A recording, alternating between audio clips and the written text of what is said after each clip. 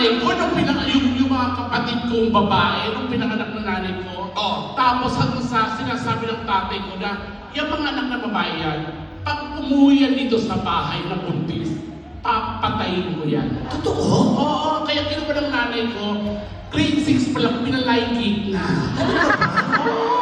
Pero ang ikinatuwa ko ngayong gabi, at least si Tita Pilar hindi pumalakpak, di ba? Yes, oo.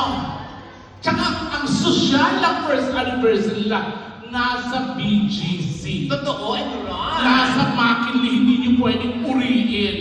Maganda yung lugar, ang lamig. Totoo. Alam niyo ba kung bakit ang lamig dito? Bakit? 8 na ang namatay dito.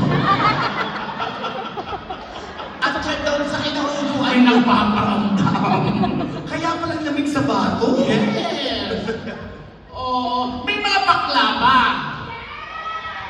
Ang mga babae, mga transformer na kasi ito eh. Oo nga. Hindi, ang ano naman, ang mga kababaihan naman ngayon at saka ang pagiging bakla, halos pantay-pantay na